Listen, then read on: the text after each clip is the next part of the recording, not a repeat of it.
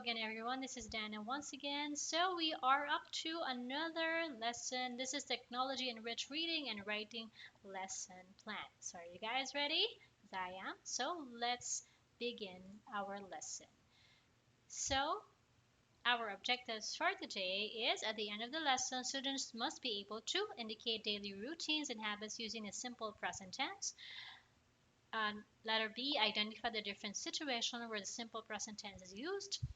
Letter C, apply the first, second, or third person in sentences that describes daily routines. And D, construct sentences that makes use of the simple present tense. Let me just ask you, what are your daily routines and habits? Okay, so how often do you do them in a day? Regular habits and daily routines are actions or chores that we do on a day-to-day and or frequent time or period. So we walk, we eat, we read, we sleep, we write, we play, and we call.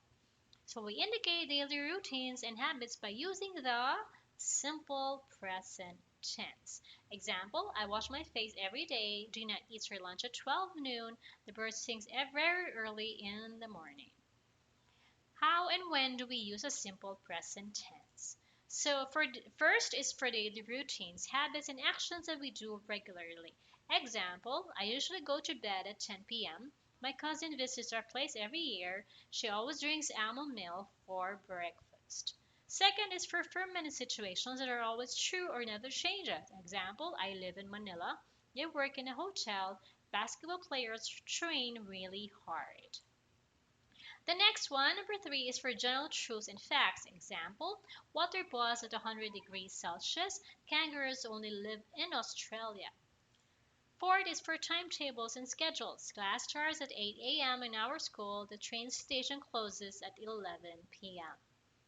Also for feelings and emotions. I love sweets. He needs to go to the doctor. Now, how do we form the simple present tense? Okay, for positive sentences, when using the third person singular, he, she, or it, just add an S to the verb. Example, he uses diesel for his car.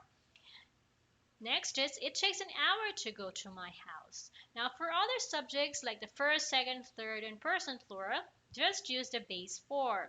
So that means we don't change the form of the verb. So, example, they eat healthy food every day and you need to drink your medicine. Now, for negative sentences, we use do and does with not to make the negative form the simple present tense. It's after I, you, we, they use do not or don't, and the base form of the verb. Now after he, she, it uses does not or doesn't and the base form of the verb. Example, I don't like bitter gourd. You don't like to play volleyball. He doesn't like to see a movie, and she doesn't want to talk to you. Now, here is, just so that we could be very clear with it, let's try to introduce what is first, second, and third person of the verb. So the first person, singular, will be I, me, mine. So this is the person who's talking. Now, for the first person plural, we have we, our, ours, and us. So that means more than one. The second person is the one talking to. So you have you, your, yours. The second person will be plural will be you, your, and yours still. It's the same.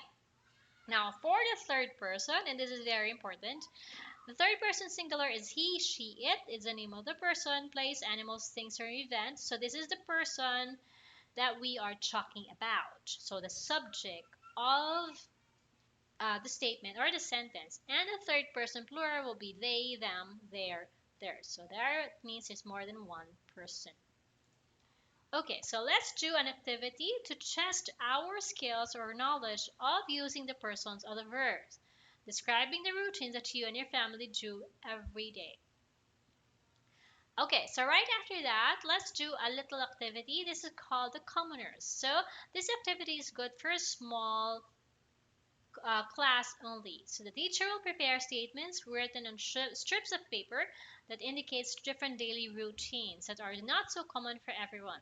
There will be two sets of the same statement. So example, I wake up at midnight to eat chocolates. My brother listens to the music in full volume. So every one of you shall pick a strip of paper from a bowl and read the statements. If it's not true for you, example, she doesn't like waking up at midnight to eat chocolates, then you put the paper back in the bowl. If it's something that you do, then you have to keep the paper until another person gets the same statement. When everyone else had gotten their statements, they then look for the person who has the same routine with them, and they will be given 5 minutes to talk about what they do in that habit and then explain it to the class. So I hope you have fun while you're doing this, and this is also one way for you to know each other and the ones that are both common to you guys.